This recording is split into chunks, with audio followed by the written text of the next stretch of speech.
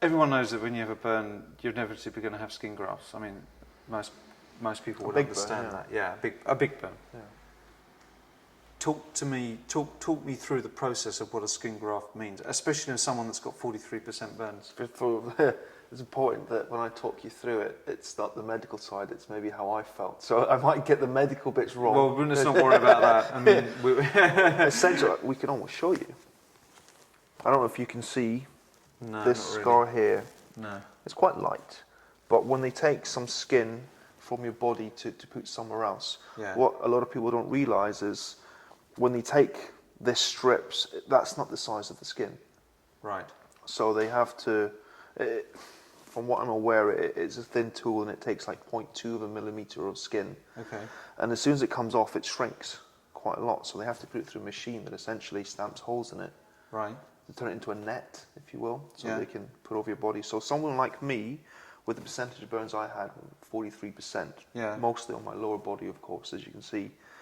But to have enough skin to cover that, they have to essentially skin your whole body. Jeez. Because this skin shrinks. And that's why they shaved my head, in case they needed the skin from the top of my head. So there's a picture, I think, of me with all the bandages on. Yeah. So I'm not burnt all over that area. Right. But I have open wounds, because of course when they take this, it's a graze, which, crazily enough, is more painful than the burn.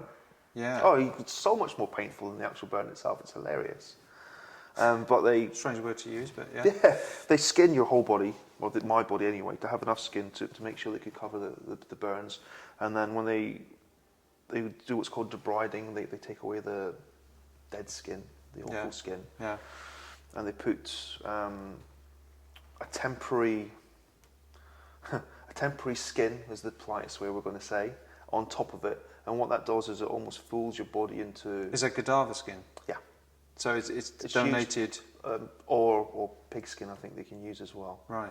And what your body does is it doesn't know that it's not you yet. Because your body can only accept your DNA, your skin. Yeah. So it will start growing before it rejects it. Right. So when we get that turbo boost, it starts to grow. Yeah. They go, great, this is the time. They take you back to surgery. They cut off that bit of skin again. So they slice the wounds and they put your skin on it. These are highly skilled surgeons, aren't they? I mean, I joke that I'd like to have a go at it, because I think I could.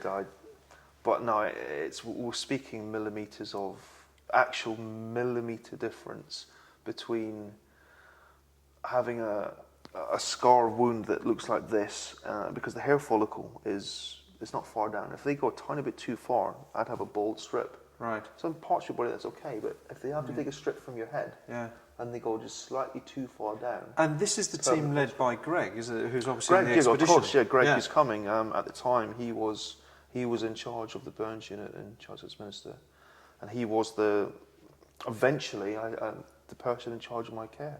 Although Jorge was my direct surgeon, he was Jorge's boss. There we go. So Greg has seen parts of your body that probably not many people have seen.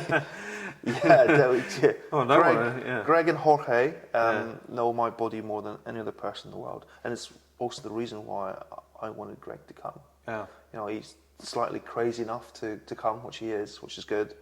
But when it comes to the frost nip or potential cold injuries, who else would you want there who's not only a leading burn surgeon, but someone who understands what might happen to me? You once told me, and correct me if I'm wrong, but that he would be involved if the Queen was burned. Greg was pretty high up. He was, as far as I'm aware, Greg was, you can't really not be anymore, maybe still is, even though he's out of burns now.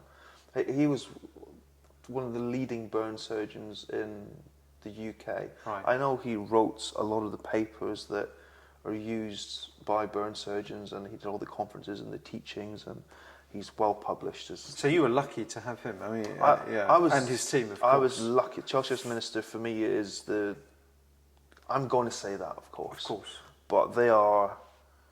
I tell you what it is. It's really strange that you can have someone who was there for 6 months. 30 operations, pretty much almost died, had the worst parts of my life ever. And when I go back, I feel happy.